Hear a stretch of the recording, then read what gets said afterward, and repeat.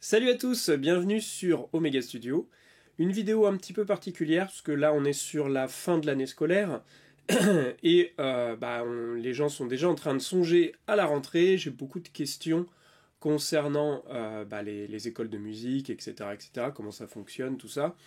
Je vais répondre dans cette vidéo aux questions les plus fréquemment posées. Donc on va faire une FAQ dans laquelle on va répondre à toutes ces petites questions que la plupart des gens se posent. C'est parti!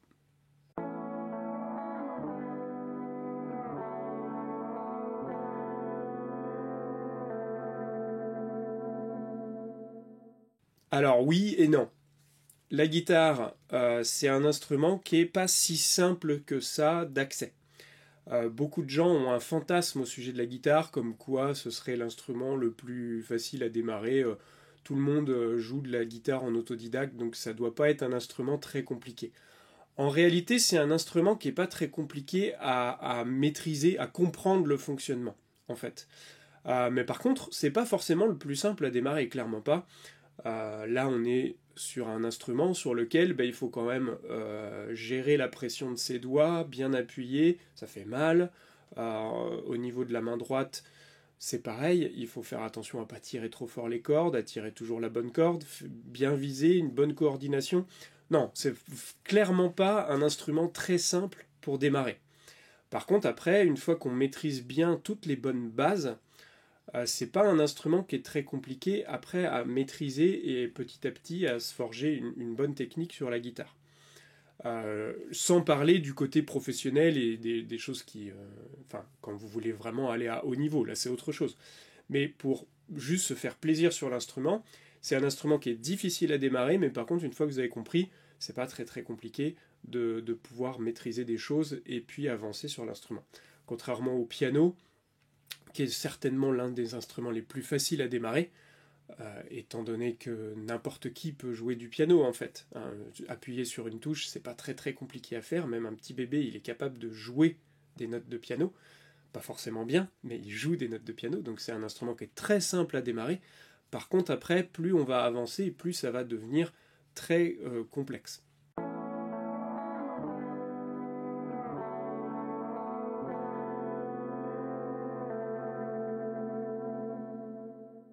Alors ça, on l'a souvent. Il y a beaucoup de parents d'enfants qui viennent inscrire leurs enfants et qui me disent oh, moi j'aurais adoré faire de la guitare, mais maintenant c'est trop tard. Non, démarrer jeune c'est plus facile parce qu'on est une éponge quand on est jeune, on absorbe beaucoup de choses très rapidement. Et notamment, on absorbe beaucoup de choses très rapidement parce qu'on ne se pose pas trop de questions, en fait. Le gros problème des adultes en général, c'est de se poser énormément de questions pendant qu'ils sont en train de faire les différents exercices, à vouloir comprendre. Mais pourquoi faut faire ci, pourquoi ça sert à quoi de faire ça, machin, tout ça. Ça, on en a tout le temps, tout le temps, tout le temps. Les adultes, ils sont toujours en train de se poser des questions là-dessus. Alors qu'en réalité, c'est surcharger votre cerveau pour rien.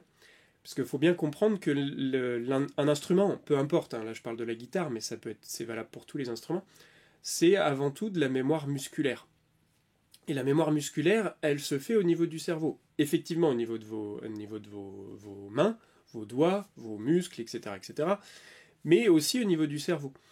Et si vous êtes en train de vous poser des questions sur comment ça marche, vous n'utilisez pas votre cerveau à 100% en fait.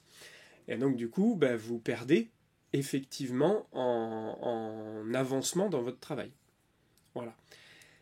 Mais sinon, il n'y a aucune contre-indication à démarrer la guitare à n'importe quel âge. Je connais de bons guitaristes qui n'ont démarré qu'à 20-25 ans. D'autres qui se débrouillent et qui arrivent à se faire plaisir à la guitare et qui ont plus de 60 ans.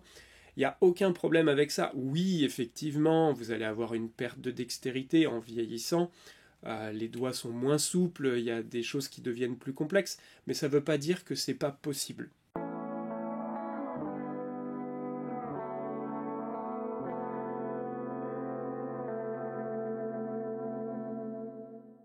Alors la FM, la formation musicale, le solfège, ça on a la question à chaque fois. À quoi ça sert? Est-ce que je suis vraiment obligé d'en faire? Est-ce qu'il n'y a pas des tablatures qui vont m'aider? Est-ce que j'ai vraiment besoin de lire les notes, le rythme, machin, tout ça? Est-ce que le solfège c'est bien? Je vais vous dire oui et non. Voilà. Question suivante. Je développe, allez. Ça dépend en fait de ce que vous voulez faire de votre guitare en fait. Si c'est juste pour apprendre une dizaine de morceaux et vous faire plaisir avec ces 10 morceaux et puis point barre, faites pas de solfège, ça ne vous servira à rien. Vous allez perdre du temps à apprendre le solfège pour rien. Si votre but c'est quand même d'essayer d'être autonome un minimum sur la guitare et de pouvoir vous faire plaisir sur l'instrument sur le long terme, faites du solfège parce que vous allez apprendre des bases qui sont super importantes ensuite pour pouvoir mieux comprendre comment fonctionnent les morceaux. Au-delà de vraiment purement la lecture des notes et la lecture du rythme, même si la lecture du rythme va rester primordiale pour nous quand même, effectivement pour la lecture des notes on a des tablatures, mais pour la lecture du rythme c'est quand même super important. Mais on peut encore se débrouiller, il n'y a pas de souci avec ça. Mais si vous voulez être un minimum autonome, c'est-à-dire n'avoir besoin de personne pour avancer, bah c'est pas possible si vous maîtrisez pas au moins un petit peu les théories de base de la musique pour comprendre comment ça fonctionne, comprendre les accords, comment ça fonctionne entre eux. Pour pouvoir vous débrouiller, c'est quand même mieux d'avoir une solide formation musicale. Honnêtement, hein, sur le long terme, la formation musicale, ça sert surtout à gagner du temps, en fait. Sauf que vous allez en perdre au départ. Bah oui, parce qu'il faut apprendre tous ces volumes de travail sur plusieurs années de formation musicale. Ça prend du temps, c'est des choses qu'il faut ingurgiter, qu'il faut régurgiter, donc c'est pas forcément évident toujours. Mais ça prend du temps que vous allez ensuite, qui va vous permettre ensuite de gagner du temps sur plein de choses. C'est pour ça que je vous disais au départ que si c'est juste pour apprendre 10, 15 morceaux, allez même 30 morceaux, bah vous pouvez les apprendre sans solfège, ça ne changera pas grand chose, vous allez perdre plus de temps à apprendre le solfège qu'à pouvoir jouer ces 30 morceaux-là. Si par contre vous voulez être un minimum autonome, eh ben vous allez avoir besoin justement de ce solfège pour gagner du temps sur toutes les étapes d'après. Si c'est sur du long terme, c'est plus important. Si c'est sur du court terme, ça sert à rien. Voilà.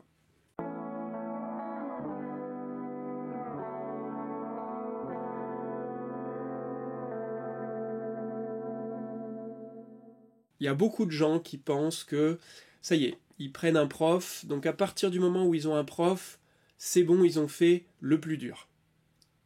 Non, les amis, c'est maintenant que c'est le plus dur.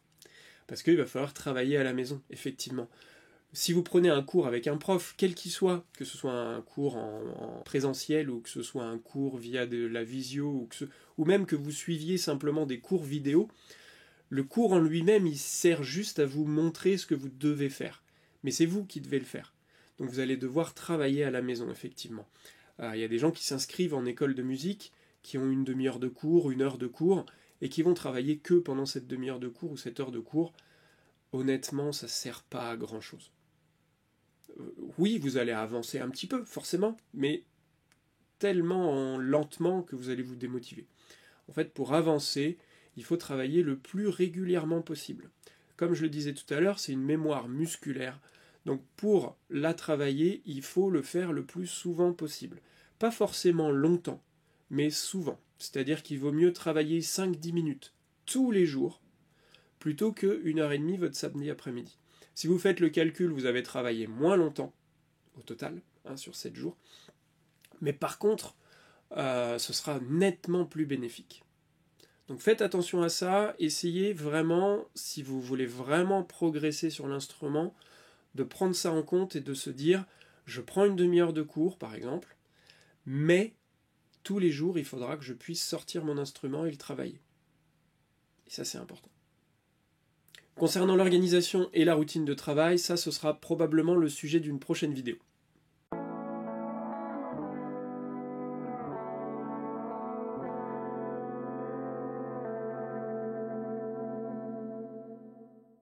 Ça, on va l'avoir assez souvent parce qu'effectivement, la guitare, c'est un instrument qui fait mal aux doigts, il faut appuyer. Alors, il y a plusieurs choses à faire attention. Attention avec quel instrument vous démarrez. La guitare folk, je sais qu'il y en a beaucoup qui aiment bien ce côté rythmique feu de camp et s'amuser avec les copains, machin et tout ça, c'est honnêtement la plus dure à démarrer. Déjà parce que souvent quand vous allez démarrer, vous n'allez pas démarrer avec un instrument de grande qualité. Et malheureusement, les guitares folk à bas prix, ce sont des mauvais instruments parce que il y a une distance corde-touche qui est relativement importante et qui demande un appui considérable. Les cordes sont généralement les plus dures.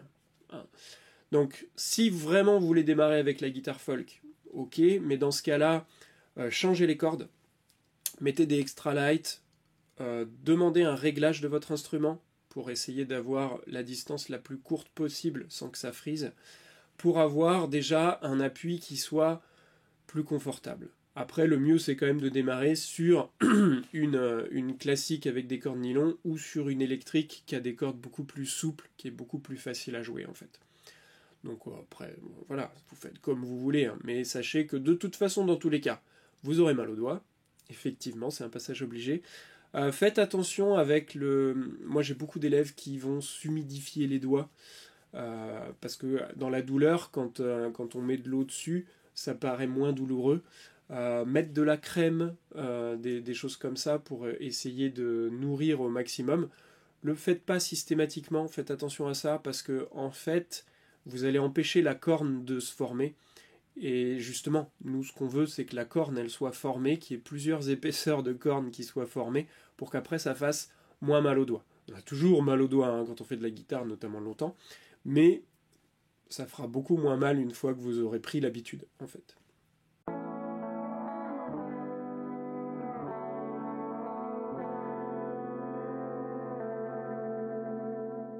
Alors, concernant la musique et le prix de la musique, en règle générale, les gens sont souvent refroidis par le tarif qui est annoncé, notamment dans les écoles de musique, les conservatoires et tout ça. Les gens se disent, ouais, la musique c'est quand même quelque chose réservé pour des gens qui ont de l'argent quand même, parce que c'est pas donné du tout. Et oui, effectivement, c'est plutôt un loisir qui est relativement cher, contrairement au sport par exemple. Mais il faut bien vous dire que, contrairement au sport, vous n'êtes pas sur une personne qui va entraîner une vingtaine de gamins. Vous êtes sur une personne qui donne un cours à une personne. On est en cours individuel, donc vous payez vous seul le professeur, en fait. Donc forcément, c'est pas donné. Essayez de maximiser vraiment vos chances en essayant d'aller dans des cours où il y a des subventions de l'État, où il y a des subventions de votre mairie, etc., etc., parce que c'est là où vous allez avoir des aides pour pouvoir accéder à ces cours. Effectivement, en tant qu'extérieur, si vous allez dans le village d'à côté, vous allez douiller parce que vous allez payer vraiment seul le professeur, et forcément, bah, ça coûte cher. Hein, voilà. Après, remettez le prix au nombre de cours, remettez le prix, parce que forcément on vous annonce un prix à l'année, donc forcément ça paraît très très cher, mais remettez-les par rapport au nombre de cours que vous faites, par rapport à tout ce que vous y apprenez, c'est pas si cher. Après, est-ce que c'est possible d'apprendre la guitare seul ? Bah oui, dans un sens oui, évidemment. Déjà cette chaîne, elle est un petit peu... Alors elle n'est pas complètement faite pour que vous appreniez tout seul, parce que sinon je me tire une balle dans le pied, mais, mais en tous les cas, voilà, le Guitar Zero que vous avez sur cette chaîne, il est là vraiment pour vous faire débuter la guitare dans les meilleures conditions possibles, donc pas de souci avec ça. Pour moi, c'est tout à fait possible d'apprendre la guitare seul, alors pas complètement seul, évidemment, il faut quand même des gens pour vous montrer un petit peu ce qui se passe. Donc effectivement, en fouillant un petit peu, vous allez réussir à trouver un peu votre bonheur et pouvoir se débrouiller seul. Là où vous allez être embêté, et là où moi je vous conseille vraiment un professeur, c'est que le professeur peut tout de suite pointer du doigt là où il y a un souci, alors que vous n'allez pas voir le souci, puisque vous êtes dans votre effort d'essayer de faire ce que vous avez à faire. Vous ne pouvez pas en plus faire attention à tout, surtout qu'au départ, il faut faire attention à beaucoup de choses. Énormément de choses. La coordination main droite, main gauche, l'utilisation des différents doigts, et on n'utilise pas qu'un seul doigt. C'est des choses qui sont assez complexes, notamment quand on débute, et on peut très vite se retrouver à prendre des mauvaises habitudes qui vont ensuite vous bloquer dans votre évolution future. N'hésitez pas à démarrer seul avec Guitare Zéro par exemple, et puis de prendre les meilleures habitudes possibles, de bien faire attention à tout ce que je vous dis dans les vidéos, et puis ensuite peut-être, si vous voulez vraiment progresser, de faire un petit peu de cours particuliers avec un professeur pour pointer du doigt qu'est-ce qui va pas, voir un petit peu au niveau évolution ce que vous pouvez prendre, et ensuite justement progresser après par vous-même si vous le souhaitez.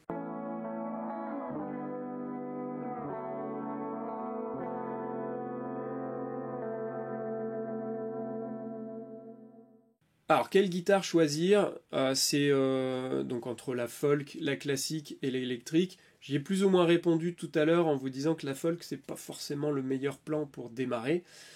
Il y a une vidéo, la toute première vidéo de Guitare Zéro, qui est consacrée à ce sujet. Donc, je vous invite à aller la voir. Elle va apparaître sur l'écran. Et n'hésitez pas à aller voir cette vidéo si vous ne savez pas encore quelle guitare vous voulez choisir.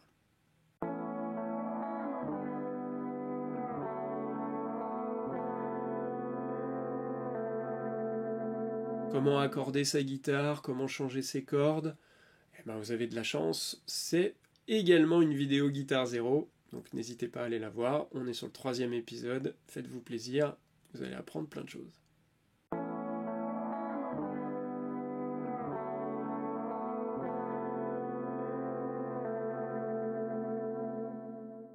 Et la dernière question, tenir sa guitare, comment ça se passe quand on est gaucher? Bah c'est encore pareil les amis, j'ai également fait une vidéo Guitare Zéro, la Guitare Zéro numéro 2, dans lequel vous allez avoir tout sur la position de la guitare, comment tenir sa guitare, comment ça se passe quand on est gaucher, etc. etc. Donc n'hésitez pas à aller la voir également. Voilà, c'est la fin de cette vidéo, j'espère qu'elle vous a plu, j'espère que j'ai répondu à la grande majorité des questions. En tous les cas, n'hésitez pas à utiliser l'espace commentaire pour poser vos autres questions, j'y répondrai directement dans l'espace commentaire, ou sur une prochaine vidéo s'il y a des questions qui méritent un petit peu plus d'approfondissement. Merci à tous ceux qui s'abonnent, ça fait du bien, ça fait plaisir, ça m'aide à continuer toutes ces vidéos, donc n'hésitez pas. Partagez aussi la vidéo à tous ceux qui pourraient en avoir besoin, tous ceux qui souhaitent essayer de s'inscrire dans une école de musique ou qui veulent simplement démarrer l'apprentissage de la guitare. Je vous retrouve la semaine prochaine pour une vidéo un peu plus guitare. D'ici là, portez-vous bien et à bientôt sur Omega Studio.